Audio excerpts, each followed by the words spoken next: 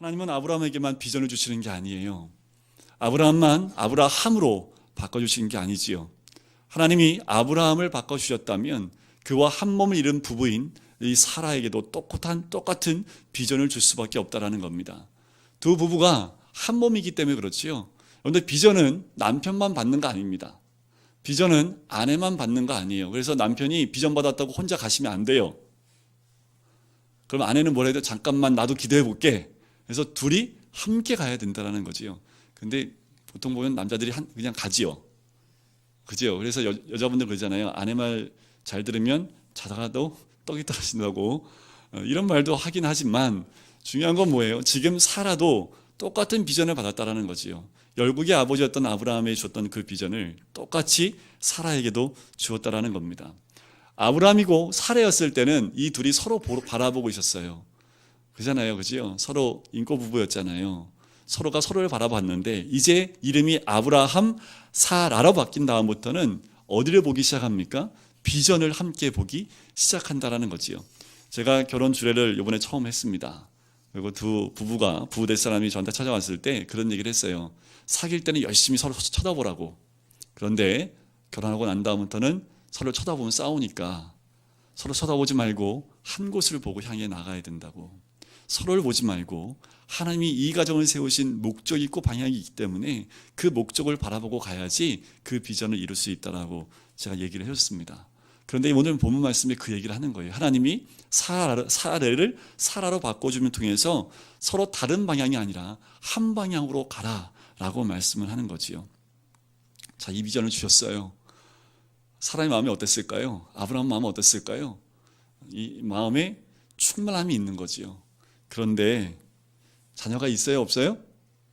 하지만 아직 자녀가 없습니다. 현실의 변화가 전혀 없다라는 거지요. 아직 뭐가 안 온 겁니까? 하나님의 때가 오지 않은 거지요. 참 우리가 기다리지 못하는 것이 하나님의 때입니다. 기다리다가 결국 기다리지 못하고 저질러 버리는 것이 우리들의 모습이잖아요. 그죠? 하나님의 때를 기다리다가 미쳐버리겠어요. 그죠? 왜냐하면 우리가 원하는 때가 있는데 우리 원하는 때에 이루어지지 않고 언제 하나님이 이루시기 원하는 거예요? 하나님의 때라는 거지요. 근데 하나님 때 언제 알 수 있습니까? 제가 오늘 답을 드릴게요. 여러분들 너무 기다리다 지치지 마시고 그 하나님의 때가 언제인지 제가 알려드릴게요. 예수님도 마지막 때에는 어떤 일이 있을 거라고 말씀하십니까? 그 날과 그 시는 아무도 몰라요. 그죠? 천사도 모르고 아들도 몰라요. 그런데 그때는 언제 알 수 있습니까? 징조를 통하여 알 수 있다라고 이야기를 하지요. 때는 이와 같습니다. 하나님의 때는요, 하나님이 그냥 갑자기 오시는 거 아니죠. 갑자기 먹 놓고 있다가 하나님의 때가 갑자기 오는 거 아닙니다. 하나님이 징조를 보여주세요. 이러는 거죠. 말씀이 반복적으로 주어질 때가 있습니다. 그런 경우 해보셨어요? 이상하게 이 사람도 이 말을 하고 저 사람도 이 말을 하는데 그 말이 똑같아. 때가 다 가까이 왔다라는 거죠. 또한 그 주신 말씀이 구체화되기 시작할 때가 있습니다. 그리고 심화되기 시작할 때가 있어요. 점점 주의 때가 가까이 왔다라는 것을 하나님이 우리에게 알려주는 거지요. 그런데 우린 못 기다려요. 바로 내일 돼야 되니까, 바로 오늘 돼야 되니까 그때도 못 기다리는 것이 우리들의 모습이지요. 아기가 출산할 때 모습과도 같아요.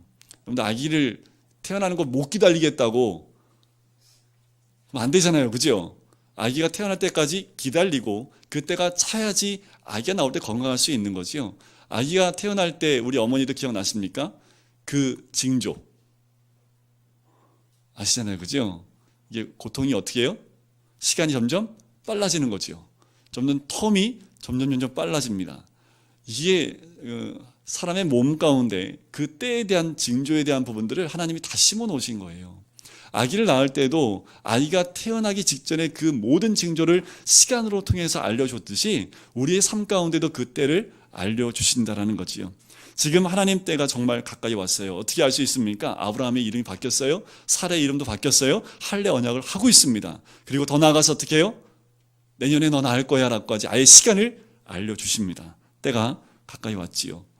그런데요, 여기까지 해서 아브라함이 아멘 하면 좋은데 17절 말씀을 한번 보실까요? 아브라함이 어떻게 해요? 마음속으로 어떻게 하고 있어요? 웃고 있습니다. 웃고 있어요. 그래서 뭐라고 서로 막 웃으면서 이렇게 얘기하는 거죠. 100세 된 사람이 어떻게 자식을 낳을까? 사라는 90세니 어찌 출산하리요? 라면서 속으로 막 웃고 있어요. 이런 거죠. 하나님 말도 안 되는 이야기입니다. 누가 봐도 웃기지 않습니까 이거? 뭐 이런 거지요. 지금 아브라함의 현실의 모습입니다. 아브라함은 하나님이 직접 이제 너희에게 아들을 줄 것이다, 자녀를 줄 것이다고 말씀하는데 웃고 있어요. 웃는 이유가 있는 거지요. 왜냐하면 아브라함은 지난 20여 년 동안 수없이 하나님을 만났고 그분의 음성을 들어왔지만 결정적인 순간마다 하나님을 신뢰하지 못하고 의심했습니다. 겉으로는 진실로 믿는 것 같아요. 그래서 사람들이 이렇게 생각하는 거죠. 저 사람 봐, 저 사람 믿음의 사람이야 라고 말할 수 있을 정도로 신실해 보였습니다. 신실하게 보이시는 분들 옆에 계신가요? 제가 그렇게 좀 보였던 사람입니다. 그런데 17절 말씀을 보니까 24년이 지난 이 시간에도 지금 뭐라고 표현하는 거예요? 나 못 믿겠습니다. 지금 24년이 지났는데도 이런 고백을 하는 거예요. 속 웃으면서 나 못 믿겠습니다. 아브라함의 믿음은 여기까지입니다. 하나님 주시는 말씀을 믿는 믿음이 아니라 인간적이고 세속적인 믿음이 있었기 때문에 17절 말씀이 그대로 그의 마음속에 드러났다는 거지요. 참된 믿음은 인간적인 생각이랑 환경에 의해서 만들어지지 않습니다. 진정한 믿음은 인간이 만드는 것이 아니라는 거지요. 믿음은 인간의 지식이나 경험으로 만들어지는 것이 아닙니다. 꼭 기억하셔야 될 것이 있어요. 믿음은 하나님으로부터 주어지는 겁니다. 인간 안에는 이 믿음이 존재할 수 없는 거지요. 그래서 이것을 절대 은혜라고 이야기를 합니다. 이런 믿음 경험해 보지 않으셨어요? 잘 안 믿어졌었는데 어느 날 보니까 이게 믿어져. 그런 경험 안 해보셨습니까? 말씀을 아무리 읽어도 그 말씀이 내 가슴에 안 들어왔는데 어느 날 갑자기 그 말씀이 내 가슴 속에 쑥 들어와 있는 그 모습을 우리는 경험할 때가 있어요. 그것을 보면 내가 믿어야지 결심해서 믿을 수 있는 것이 아니라는 거지요. 내가 오늘부터 믿을 거야 한다고 그 믿음이 내 안에 생기는 것이 아니라는 겁니다. 하나님은 아브라함에게 인간적인 성숙함이나 경험에서 나오는 그 믿음을 원하셨던 것이 아닙니다. 오히려 하나님은 이 믿음이 다 무너져 내리기를 기다리셨습니다. 몇 년을 기다리셨을까요? 24년을 기다렸습니다. 그런데 우리는 몇 년 기다리고 계실까요? 지금 우리 성가대, 우리 하나님은 우리 몇 년 기다리고 계실까요? 아브라함은 24년이요. 믿음의 조상인 아브라함은 24년이 걸렸습니다. 사람들은 끊임없이 자기를 신뢰해요. 자기 생각을 신뢰하고요. 자기 스타일을 버리지 않습니다. 그냥 자기 생각대로 믿어요. 자기 스타일대로 하나님을 믿습니다. 그러나 하나님은 그런 것들이 사라지기를 원하고 계신다라는 거지요.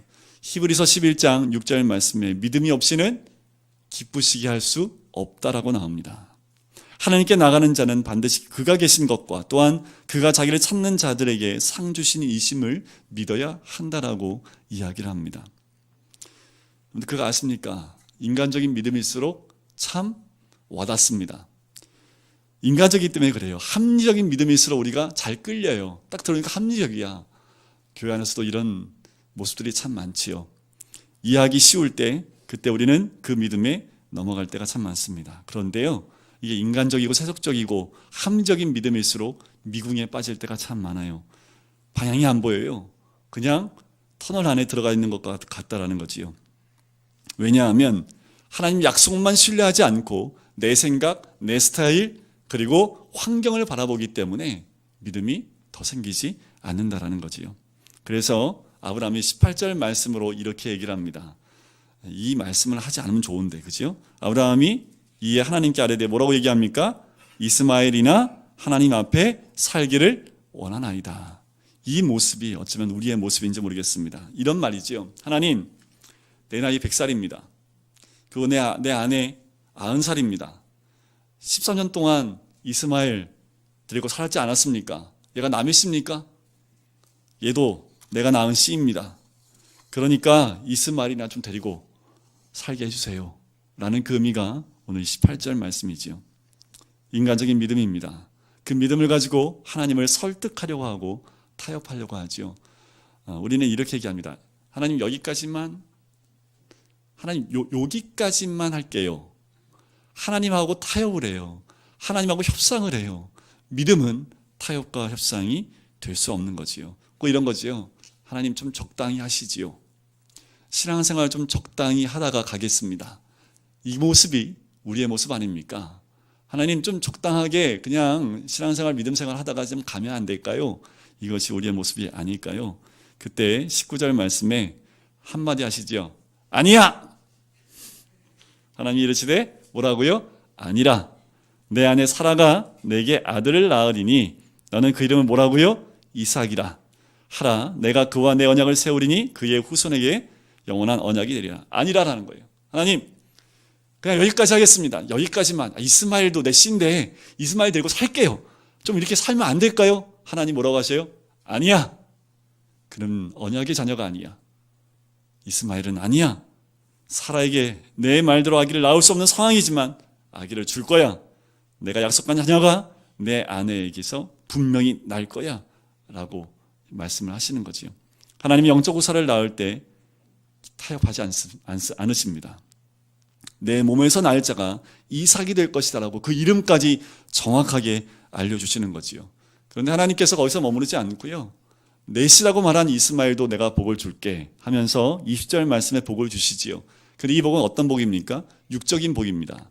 21절에 보니까 21절에 이렇게 얘기합니다. 내 언약은 내가 내년 이 시기에 사라가 내게 낳을 이삭과 세우겠다는 거지요.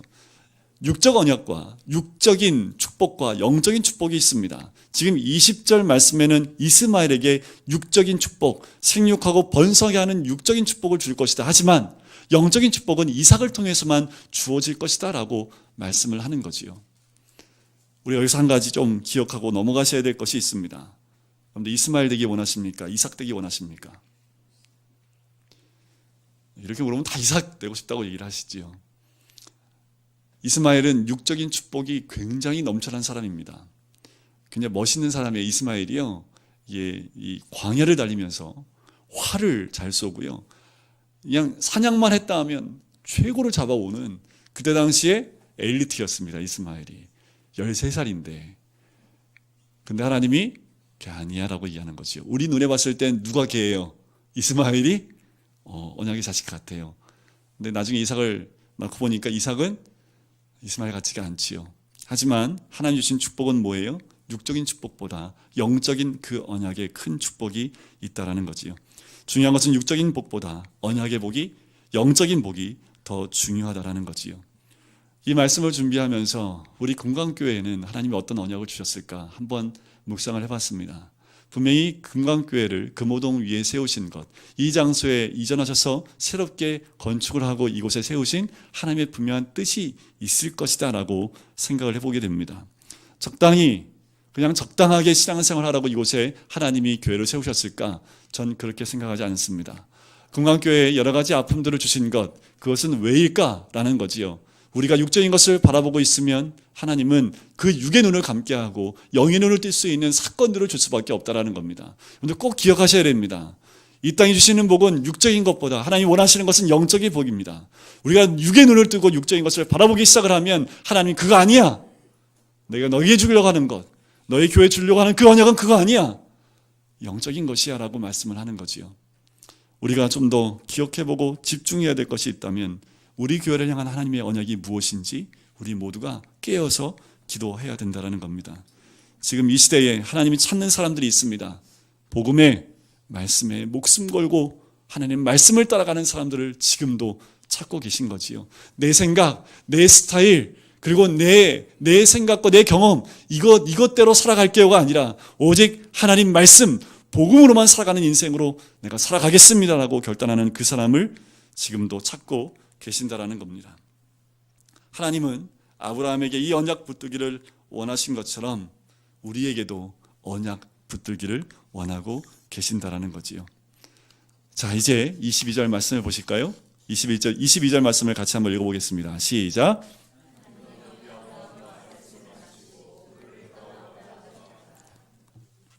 끝났죠, 그죠? 하나님 올라가셨습니다. 13년 만에 만나서 아브라함을 깨우셨습니다. 일어나셨습니까? 17장 들어와서 지금 3주 동안 진행되는데 아직도 안 일어나시면 안 됩니다. 하나님이 만나 주셨지요. 그리고 다시 그의 믿음을 세워주십니다. 그리고 떠나시는 거지요. 우리가 잘 믿는 것 같지만 자주 넘어지는 경우가 있어요. 왜 그럴까요? 옛사람이 아직도 살아있기 때문에 그렇습니다. 예수를 믿긴 믿어요. 그리고 성령의 체험도 했어요. 그런데 끝까지 옛사람을 물고 늘어지기 때문에 또 넘어지는 우리의 모습을 보게 됩니다. 우리 자존심 때문에요. 자기를 포기하지 않는 그 문제가 항상 우리 안에 있습니다. 하나님이 떠나가셨어요. 이제 모든 것은 아브라함에게 주어졌습니다. 그 말씀에 순종하든지 순종하지 않든지 그 모든 것은 아브라함에게 이제 주사위를 던져줬다라는 거지요. 자, 이제 아브라함이 뭐 선택하는지 23절을 보실까요? 23절, 이게 굉장히 중요합니다. 요 터닝 포인트. 아브라함이 진짜 주의 길로 가기 위해서 선택한 것이 이 23절에 나오기 때문에 어떻게 보면 아브라함 전 인생 가운데 12장 1, 2, 3절 선박 원양이 정말 중요한 것 같지만 제가 보기에는 23절이 더 중요한 것 같아요. 이에 아브라함이 뭐대로요? 하나님이 자기에게 말씀하신 대로입니다. 우리 인생이 이렇게 되시기를 주의 이름 간절히 축원드립니다. 아브라함 이름 빼버리세요. 거기다 누구 이름 넣으시면 됩니까? 내 이름 넣어야지, 내 이름.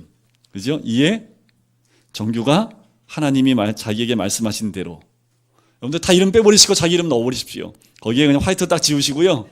네, 결단하시면서 하나님, 제가 하나님이 말씀하신 대로 하겠습니다라는 그 결단 가지고 23절에 빨간 줄을 착착 치시고, 네, 돼지꼬리 땡이 하시고 별표 몇 개 치시고 거기에 아브라함 이름 지우고 내 이름을 딱 넣으시고 이 말씀 볼 때마다 하나님 말씀대로 하겠습니다. 내 생각대로가 아니라 내 경험대로가 아니라 그리고 여론에 따라 때로는 조사기관에서 말하는 대로 하는 것이 아니라 하나님 말씀대로 순종하며 가겠습니다.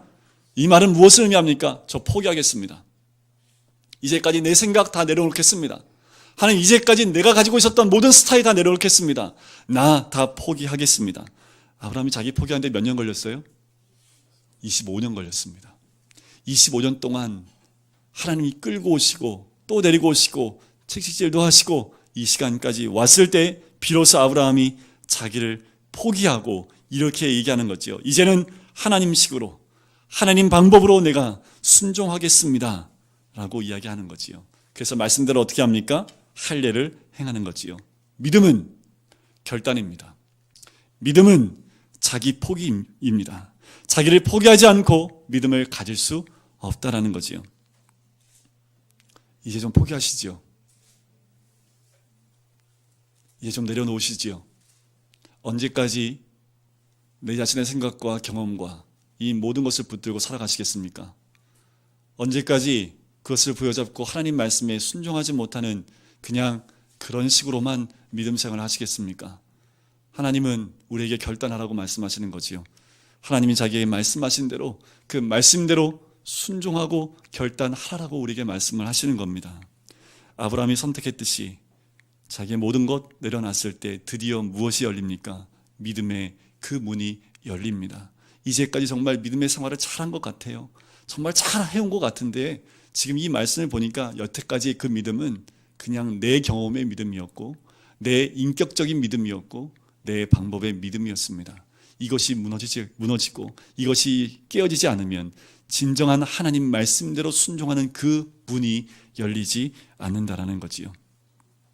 오늘 우리도 지금까지 가지고 있던 인간적인 모든 믿음을 내려놓고 하나님 주시는 새 믿음, 거룩한 믿음, 성령의 믿음, 보혈의 믿음을 갖게 되시기를 주의 이름으로 간절히 축원드립니다.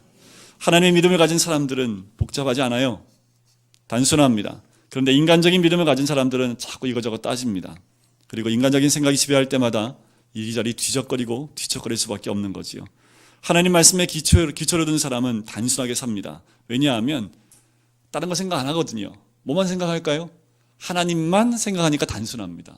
그런데 인간적인 믿음을 가지면 따질 게 너무 많아요. 그래서 복잡해집니다.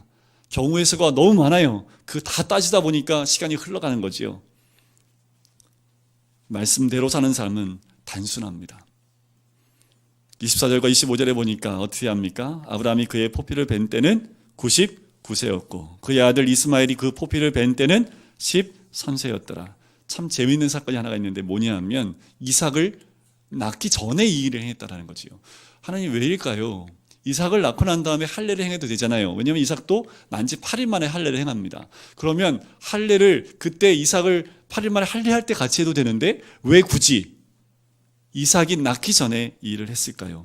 왜냐하면 약속의 자녀가 믿음에 기초하여 설 수 있기 때문에 믿음의 기초를 세우기 위해서 아브라함에게 그 믿음의 문을 열고 믿음으로 들어올 수 있도록 결단하도록 이 할례라는 것을 먼저 행하게 했다라는 거지요.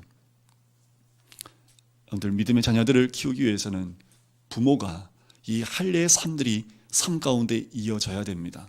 우리 믿음의 자녀들이 믿음 가운데 성장하고 믿음으로 커가기 위해서는 우리 부모들이 먼저 이 할례의 결단이 삶 가운데 있어야 된다는 거지요.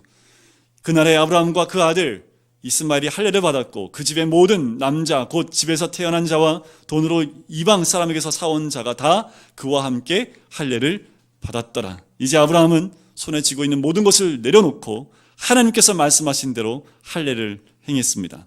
이제부터는 아브라함의 삶을 누가 인도해 나갈까요? 하나님이 인도해 나가겠다는 거지요. 하나님이 이제 움직이겠다고 말씀을 하시는 겁니다. 하나님 주시는 새 믿음, 거룩한 믿음, 성령 충만한 믿음, 거기서 기초를 두고 믿음의 생활을 다시 시작하자라고 이야기하는 거지요. 다시 아브라함을 데리고요, 이 17장에서 12장으로 다시 가는 거예요. 다시 삼복 언약하자.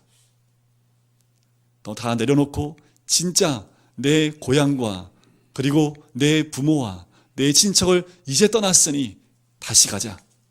내가 내게 지시할 땅이 있으니 그 땅으로 다시 가자라고 말씀하는 거지요. 그리고 그 믿음의 길로 아브라함을 인도합니다. 믿음은 기적을 일으킵니다. 왜냐하면 그 믿음은 내가 하는 게 아니거든요. 그 믿음은 하나님이 하시는 것인 줄 믿습니다. 성도 여러분, 우리는 어떤 믿음의 기초하여 여기까지 오셨습니까? 여기까지 오실 때 어떤 믿음을 가지고 이곳까지 오셨습니까? 혹시 하나님이 주신 믿음이 아니라 우리의 생각이나 내 스타일이나 내 경험의 믿음을 가지고 오시진 않았습니까?